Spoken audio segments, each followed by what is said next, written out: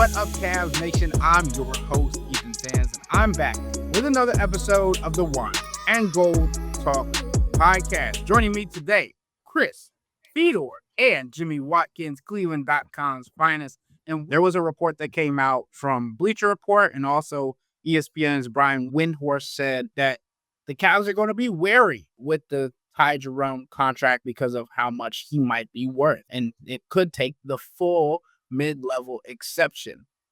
When we talk about a guy like Ty Jerome, we talk about what he was able to accomplish in the regular season, but what he fell short of doing in the playoffs. Knowing that the possibility to keep Darius Garland, and then also, as we mentioned, trading for a guy like Lonzo Ball or any of these different situations, do you still think that is one of the top priorities to bring back Ty Jerome for the Cavs?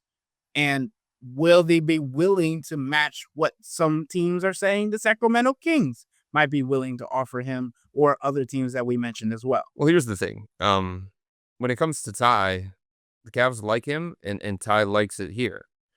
And there is a pre-existing relationship between Ty and President of Basketball Operations, Kobe Altman, that goes back more than a decade. And the Cavs have wanted Ty Jerome for years. They wanted him in the draft in 2019, couldn't get him. They wanted him in free agency. At one point, he decided to go to the Golden State Warriors on a two-way contract. So this is somebody that they like. This is somebody that's been on their radar for a number of years.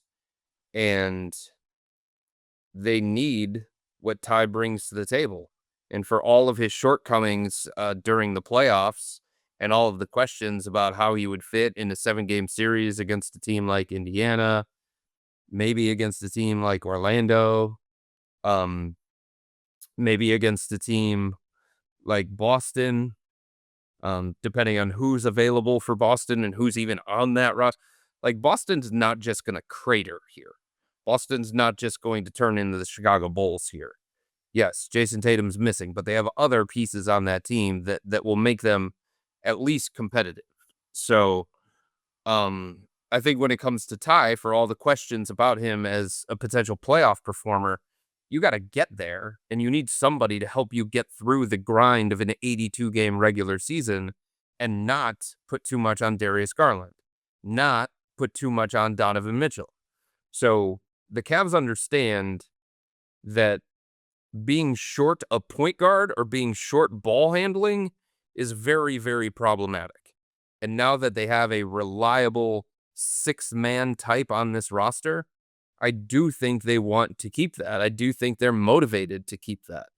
And the whole thing about the money that people can offer, if you're not a cap space team, and there are very few cap space teams, if you're not a cap space team, the only thing that you can offer, the most you can offer, is the mid-level exception, which is going to be about $14 million. Guess who else can offer a contract very similar to that? The Cavs can't. Because for all of the limitations that they're going to have when it comes to team building, for all of the restrictions that they're going to have because they're projected as a second apron team as it's currently standing right now. Now, they could make other moves. We know that. They could trade Dean Wade. They could trade Isaac Okoro. That could change the math. But as of right now, they're projected as a second apron team. The second apron becomes prohibitive when it comes to external improvements. Internally, if the Cavs want to bring back Ty Jerome, they can do it. Internally, if the Cavs want to bring back Ty Jerome and Sam Merrill, they can do it. The second apron doesn't come into play, and it's not as strict when it comes to those things. When it comes to other free agents outside this organization that aren't currently theirs, that they don't have the rights to, the only thing they can offer is the veterans minimum. So the situation that the Cavs are in, they like Ty. Ty likes it here. And some team out there is going to have to make it more appealing, either from a situation standpoint or from a financial standpoint, to really get Ty's attention. And from a financial standpoint, there's only like one team that can do that, and it's Brooklyn. There are other teams that have projected cap space, but we've talked about why those teams aren't really a fit for Ty. So if Brooklyn doesn't offer more than the mid-level exception, then I don't think he's going to Brooklyn. And then you're talking about the mid-level exception. That's where the other playoff caliber teams come in. Dallas, Golden State, San Antonio. Those kinds of teams, I think, would be appealing to somebody like Ty. And they can offer the mid-level exception. Sacramento maybe would be appealing because of the opportunity, and they can offer the mid-level exception. But there's only one team out there, only one, that can and maybe would be willing to offer more to Ty Jerome than what the Cavs can. And it's Brooklyn. So I think that has to be pointed out here. Other than that, the Cavs are in the same financial situation that some of these other potentially desirable locations are as well. I think the Cavs would prefer to get him on a little bit of a discount. If they can get him like 2 years, $25 million, 12.5, a little bit below the mid-level exception, I think they'd be okay with that. I think they'd be willing to go there. But the truth is, if they're going to bring back Ty and the other pieces are going to stay in place, Dan Gilbert's going to have to pay a luxury tax check. And then he's going to have to be confident that Ty is worth that luxury tax check and that this team is worthy enough of cutting that luxury tax check. But like this whole conversation about, oh my God, there are these other teams out there that could offer more than the Cavs can. That's just not true. I'll tell you what it is, though. It's good agenting. It's good agenting for Ty Jerome's people to be out there saying, sharks in the water, big banks are out, checkbooks are coming to Ty Jerome's house. But that little bit of a discount that Chris mentioned, that's the truth that sets you free here, I think. To me, that's the whole entire thing. The Cavs, I think, might be a little shook by Ty's Indiana series. And they're thinking, really? We're still going to have to kind of bite a bullet on this guy's contract after that? Yeah. After that? That's, again, like, I think, Chris, that would be ideal.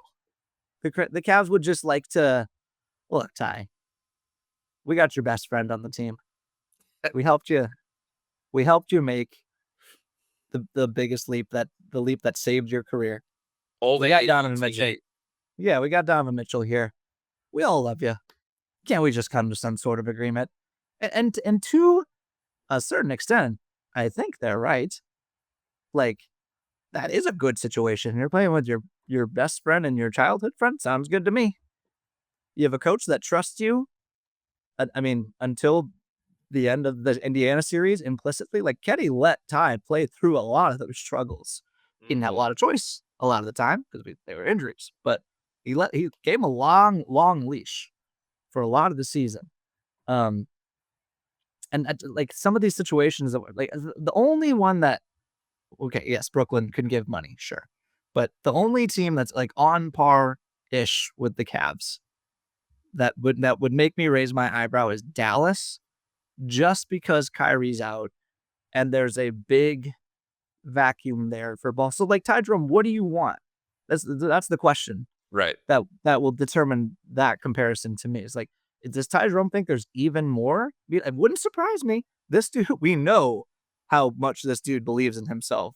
And by the way, he was just proven about as right as he basically told us during the season that like the Warriors just didn't give him a chance, and that's why we hadn't seen this before. I'm picturing Ty Jerome watching Steph Curry and Klay Thompson, two of the greatest guards of our generation, and he's just thinking, man, if I got my chance, they would see. And guess what? They kind of saw last year. Mm-hmm. So who are we to say that there's not more meat on the bone? And if Dallas were to give him that runway and he was going to be able to play with Anthony Davis and Cooper Flag, you gotta think about it. I think it's worth thinking about if you think that there's another level for your career. If you want to potentially become a starting point guard plus in the NBA, that's one thing I think we could all say with confidence. That's not going to happen here. Even if the Cavs move off of Darius Garland there would be somebody coming back, or whatever package they got for Darius Garland, the Cavs would move that package for somebody else that would fill another heavy ball handling role. Ty Jerome's just not going to. He's probably maxed out his role in Cleveland. He could do more of it. He could do it in the playoffs, but he's going to be a six man here. But like Golden State, San Antonio, they have essentially the same role to offer and a worse situation. Like San Antonio has De'Aaron Fox, and they might draft Dylan Harper. What? That doesn't make any sense. Golden State, they need relief for Steph Curry, but, Brandon Pujemski dribbles the ball too. Okay? Jonathan Kuminga, I don't know what the Warriors are going to do with Jonathan Kuminga. He loves dribbling. Jimmy Butler, he's a primary playmaker. He's not a point guard, but he has the ball a lot. It just doesn't make it. It still comes down to me that the Cavs can't, unless without some very tricky maneuvering that I don't foresee, they can't replace Ty if they lose him. Right. And Ty doesn't seem to have a better option on the table. And the rest is just noise. The rest is Ty's agents saying, you might have to pony up. And then the Cavs saying, yeah, we'll let you go out there, which means, what Chris said, we'd like to get you for less money. It's negotiating. And as I was pointing out at the beginning of this, I wasn't posing any of this. I was just bringing it to your attention from takes and reports from other sources and the wariness that some may have said about the Cleveland Cavaliers and the contract that could be bitten by the Cavs for Ty Jerome. As Chris mentioned, it'll be better to get him a little bit under that mid-level exception range. And Sacramento is a place that was mentioned because they need another backup point guard. And if you believe that Keon Harris is going to be there for long as well. I think the Sacramento thing's interesting. Sacramento has the full mid-level exception, which is 14.1. Yep. But there's another team, we talked about the Orlando move a lot and the Desmond Bane thing and the domino effect of that. They were projected as a first apron team. They are no longer projected as a first apron team.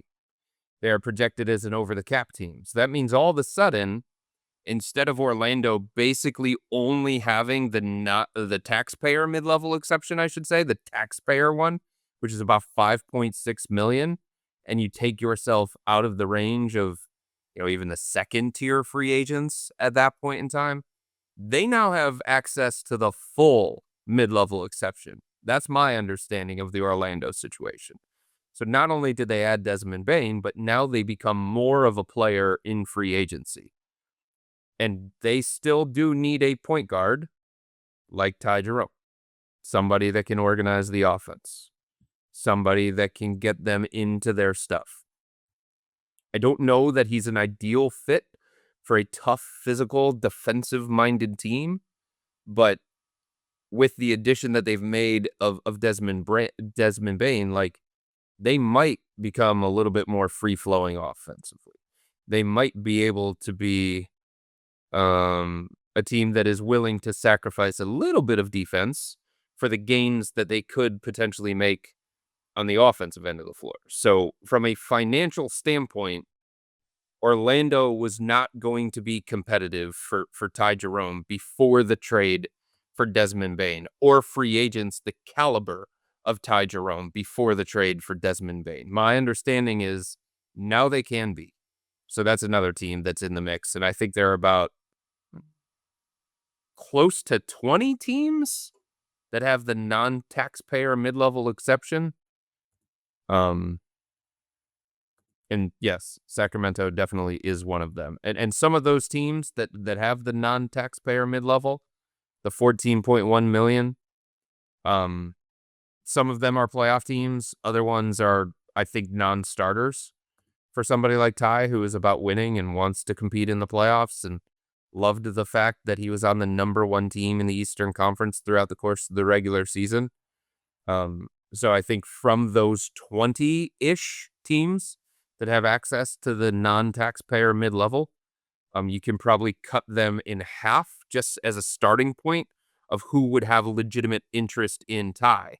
And if those teams are going to use the full mid-level on Ty, that's the only offseason move that they can make, basically, in terms of free agency. So those teams would have to be incredibly motivated and believe that Ty would be an ideal fit for them to say, okay, the avenue that we have to improving our team externally this offseason is the mid-level exception, and you're the guy that we're going to give all of it to. And I don't know that that list is all that long, because I don't know that Ty Jerome is a priority free agent for all of those teams that have the mid-level exception.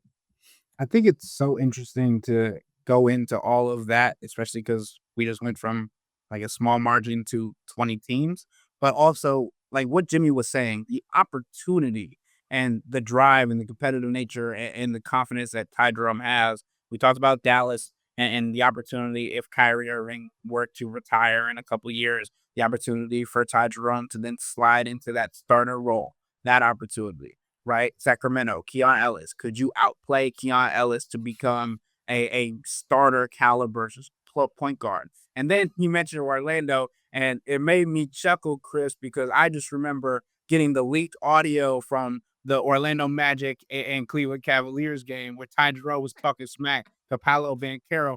I would start on your team. I would start on your team. Don't talk to me about what I can't do, because I would start on your team. So I don't know if there's animosity there. Obviously, I think it's just good smack talk, and I think it's good back and forth. So there's nothing that I would say was too much there.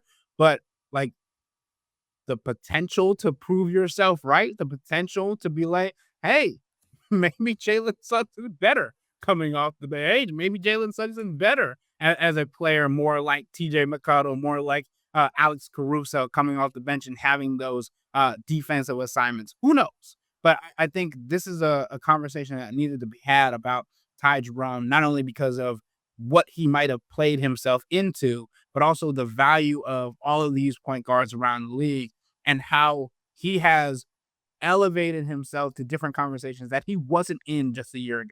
Imagine just a year ago, he played 2 games, guys. Oh. Now we're talking about teams willingly giving him all of their non-taxpayer mid-level exception to get him on the roster.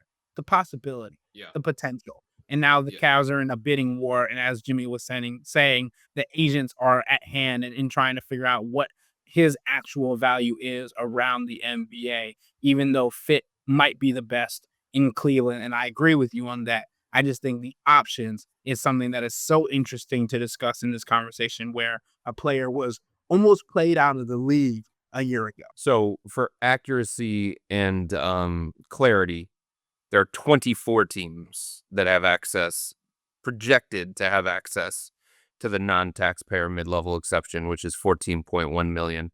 And I've talked to multiple people over the last couple of weeks to try and really get a sense of what Ty's market is going to be like and what kind of price range we're looking at. And a majority of the people that I've talked to about this, they all kind of fall the same way when it comes to Ty, and they all use the same numbers, which is 12 to 14 million annually for somebody like Ty. In part because this free agency class is doo-doo, and because of that, Ty is one of the people. Like, Kyrie's not going anywhere, James Harden's not going anywhere, Fred VanVleet's probably not going anywhere.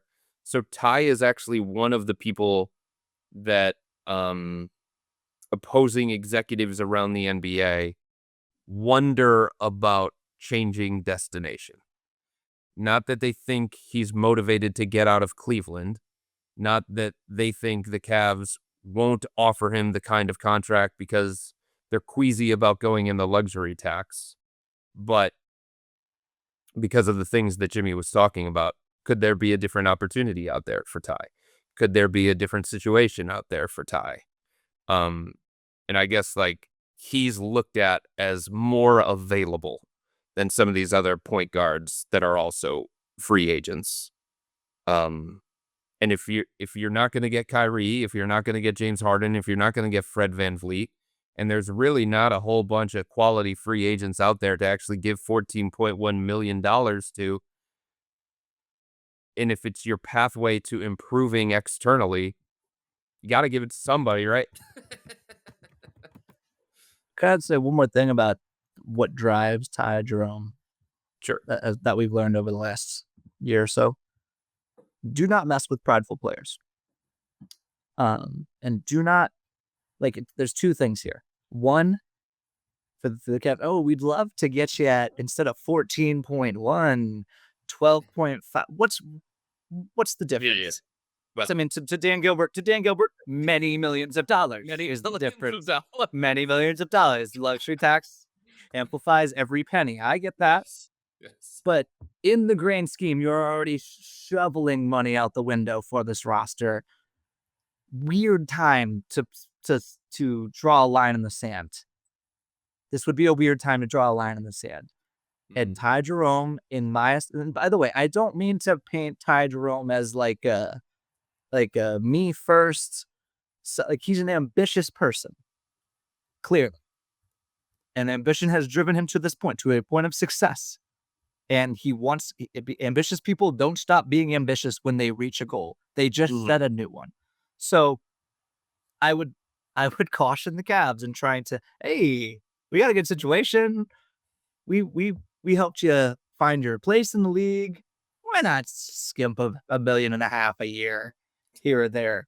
But because of that, because we know that Ty Jerome believes he has earned what he is going to make this offseason. I would also say at 27, this might be a one-shot payday for him. Okay? It's not that I'm not saying Ty Jerome's game, not necessarily built on speed, athleticism, vertically, but anything like that. I think it could age particularly well. It's just that rotation bench guys, your window for making, balloon payments is very short. Yeah, very short. And this is even like Chris is saying, this free agent class is a uniquely bad free agent class. The environment where we have that Ty Jerome is able to be in these kind of $14 million a year conversation, very unique. We also it's not a given that Ty Jerome's going to look the same that he did last year. Right. Going forward, this could be a one-shot opportunity for him to make. And all NBA players make a lot of money. This is life-changing money that we're talking about here. Okay, so he's not. I don't think he's going to play about it, and I don't think he should. I think that's a great point. And we talked about him rising to this and not having this opportunity. I think it might mean a little bit more for him, right? Having a career where he's jumped around different places, and now you have the opportunity not only to be valued financially, but valued as a player. I think that means a lot as well. And since we're being specific, as Chris went into the luxury tax and all of the mid-level exception teams that could offer Ty Jerome a contract, this is also the luxury tax rules for next season. If the Cavs were to pay the $14.3 million salary in 2025, 2026, it would add an additional $80 million in luxury tax penalties. We talked about Dan Gilbert having to front the bill on that. $80 million is not just a few $1 million. It's a big bill. And again, to reiterate, we're not saying that Dan Gilbert is going to get pocket shy. We're not saying that Dan Gilbert doesn't have the bread to do all of this. It's just the fact of the matter is he has to be confident in the situation and what Ty Jerome is going to bring to this team to be willing to pay this. Because if the Cavs do that, it's unlikely that Sam Merrill comes back. That's the other part of this as well, because of how much money they are willing to give, how much money they are able to give for Ty Jerome. I think we hadn't done the 24 mid-level exception teams yet, so I'm glad we got into that all on today's podcast.